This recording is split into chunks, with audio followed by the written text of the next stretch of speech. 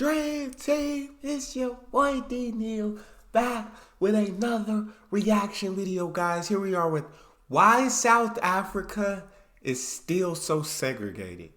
I'm very intrigued to actually learn about this because I really don't know anything about anything that's happening in Africa or happens in Africa. And so I think it's cool to learn more things about a different place. But before we jump in, make sure you guys subscribe to the channel, ring notification bell, get a video a thumbs up so it gets suggested. Social media, Patreon, all up top. You want to subscribe to any of it? Put all the links in the description. All you gotta do is hit the link, follow me, talk to me, human. I talk back. You guys got a favorite video suggestion? You can subscribe to Patreon or drop it in the comment section. What we got? This strip in Cape Town, South Africa, divides the beachside community of Strand from the township of Nomzamo. They're only a few meters apart, but the people on each side live very different lives. Strand has backyards and driveways. Nomzamo is much more dense, and the people here have fewer basic services. Less piped water, less internet access, and Nomzamo is majority black, while the area across the line is majority white. If we use dots on a map to insane. That when you look at Strand, bro, like I don't know, the community just looks a lot better when you look at Namza. Everything's like so close, like you don't have, you're building stuff on top of stuff. It's basically, and then you have so much less access to piped water, so much less access to internet. That's insane. The line is majority white. 92% black. If we use dots on a map to represent race, you can see how stark that divide is. Wow. If we zoom out to the whole city, we can see it's actually everywhere. And this is the case across much of South Africa. The color of your skin here often determines where you live. It also determines your quality of life. This map shows where jobs and opportunities are primarily concentrated in Cape Town. Okay. And this is where most of the city's black people live, in informal settlements called townships on the city's periphery. People have to move by public transport for up to 3 hours a day, and they can't take care of their obligations in the community with the rest of the family because they're always working and they're always traveling. For decades, South Africa was under apartheid, a system that wrote segregation into law. A white minority controlled where non-white people could live, work, exist. Many were forced out of their homes.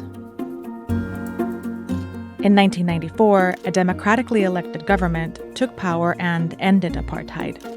It was supposed to be a new beginning. But a lot of the country still looks like this. And that's because South Africa's legacy of racial division goes back centuries. Wow. So, I mean, kind of like America in the sense of the racial divide, definitely. But it seems like they got rid of it later in South Africa. And there's, even though don't get me wrong, there's still racism in America. It seems like it's still going on a lot stronger here.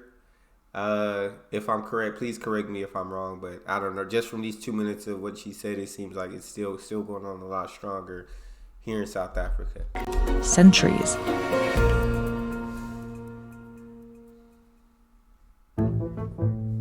In the 1600s, the Dutch took over the southern tip of Africa to supply ships with food along the trade route to Asia.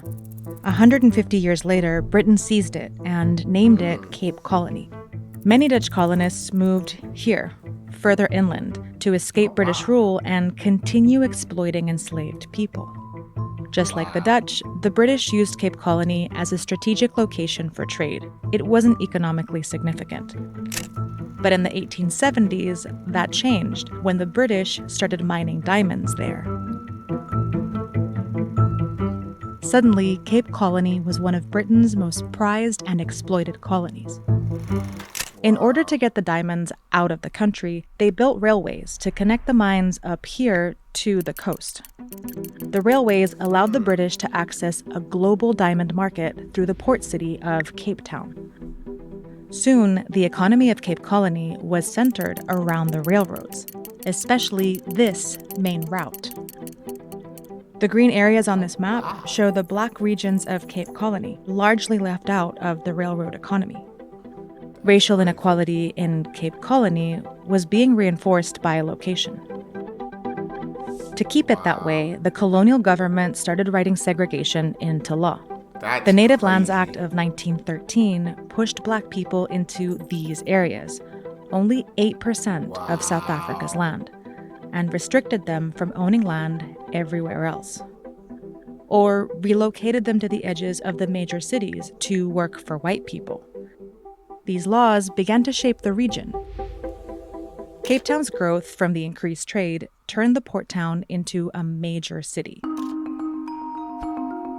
Many migrants from the rest of the colony and elsewhere moved here, to what was then the outskirts of Cape Town, where former enslaved people, merchants, artists, and immigrants were forming a neighborhood called District 6. As the city grew around District 6, so did the neighborhood. For decades, District 6 was a thriving, integrated community. We were a very cosmopolitan, you could say, family almost, because there were people from all different nationalities, from all different walks of life. This was the statement, your child is my child. I love that. But it wouldn't. I love that. They built a real sense of community there, where you cared about one another and you cared about someone's family as if they were your own family. Didn't matter the color of your skin or anything like that. Like, it was just one community. Statement, your child is my child. But it wouldn't last. In 1934, Britain's legal hold in what was now the Union of South Africa officially ended. The remaining white minority, the descendants of Dutch colonists, took control, and they built on the foundation the British were leaving behind. Between 1949 and 1971, the all-white government passed 148 laws solidifying apartheid. Apartheid allowed for the full realization of the ambition of the fascist project in South Africa. In 1950, the Population Registration Act officially classified people by race: white, colored, and native or black, and eventually Asian. Then they made laws saying where people could live. Around the country, Black South Africans were moved into these areas, called homelands or Bantustans. Bantustans were rural areas and had underdeveloped economies. Many of them were in the areas Britain had already excluded from the railway economy, and where Black land ownership had been restricted too. Black people were forced to carry passbooks that specified where they were allowed to work or travel to. Are you serious? In cities like Cape Town, the Group Areas Act moved the remaining non-whites into separate urban areas. The most prime land and the land closest to high-valued property was allocated to white people. In 1966, the government declared that District 6 was now a whites-only area. Wow. The residents of District 6 received removal letters like this one that said living there was illegal because they were not white. Bulldozers drove into District 6 and razed it to the ground. That's crazy, man. That's so dumb. They put them all in this one area, but then that wasn't good enough because now they wanted that area for themselves. So they made them move to another area, destroyed it. That just sucks. That's ridiculous. I hate learning about racist history, whether it be in America, whether it be in South Africa, or any other part in the world. I hate to think that there are so many people who felt superior because of their skin color, and they felt superior over another entire race, or the rest of the race. Is like, that's frustrating to think about. I just don't know, as a human being, like with a heart, I don't know how you could do this stuff to people. And razed it to the ground. We lived here. We had a life here. It was very traumatic for a lot of people. It's like ripping out someone's heart. More than 60,000 people were forcibly removed from their homes. That's crazy. This kind of violence 60,000. against non-white people was commonplace around the country. But after decades of pressure, both from within South Africa and abroad, apartheid rule finally came to an end. Thank God. The new government lifted restrictions on where people could live. Millions of people who had been excluded from economic development for centuries migrated to major cities looking for basic services and economic opportunity. For any family with no prospect of employment, the most rational, logical choice to make is to migrate to an urban center. They settled where there was empty land, creating townships on the peripheries of major cities, like Cape Town. The government built millions of homes and expanded clean water and electricity. Wow. But it had a number of unforeseen consequences, the most important of which is that the only land that could be used for the public housing program was on the periphery of the city. And for that reason, a brilliant intention to overcome the apartheid legacy unintentionally reproduced the very same legacy it was trying to undo. So it's not that they did this on purpose. It was just that was the only place where they could build all of these homes and everything. And so even though the idea was to end the apartheid laws, you know what I'm saying? It was still a reproduction of apartheid, even though it's not. No, that's crazy. Reproduced the very same legacy it was trying to undo. Today, 60% of the mostly black population of Cape Town lives in these townships at the edge of the city. The thing is, Cape Town city center has land to develop, but because of its location, it's valuable. So it usually gets sold to private developers who build luxury apartments.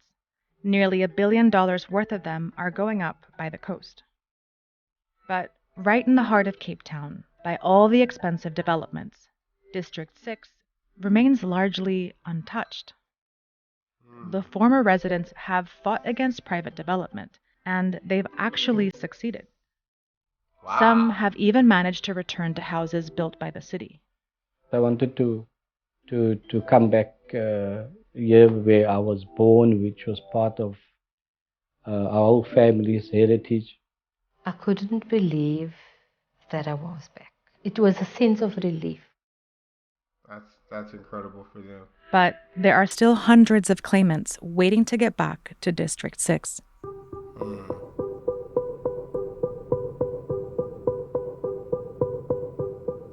We haven't done the difficult and the painful work to confront what the intergenerational consequences are of colonialism, of apartheid. The story of Cape Town and South Africa's racial segregation starts far in the past, but it's very much entangled with the present.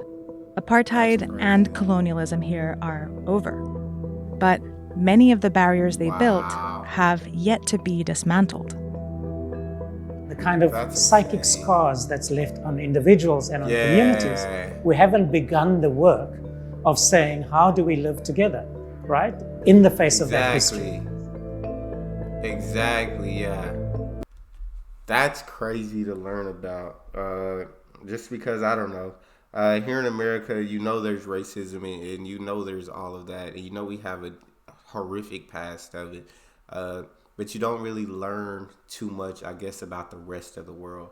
And so in doing these reaction videos on YouTube, I feel like I'm learning more and more about the rest of the world and learning about the history of the rest of the world alongside the knowledge that I know about the history of America. And I find that very interesting, very intriguing. I didn't know that South Africa was still like this. But that's all we got for this one. You guys got a favorite video suggestion, you can subscribe to Patreon and drop it in the comment section. Subscribe to the channel, ring notification bell, get a video a thumbs up so it gets suggested. Social media, Patreon, all up top. You want to subscribe to any of it, put all the links in the description. All you got to do is hit the link, follow me, talk to me. Love talking to you guys. You guys are the most incredible team on YouTube. It's your boy Neal, out.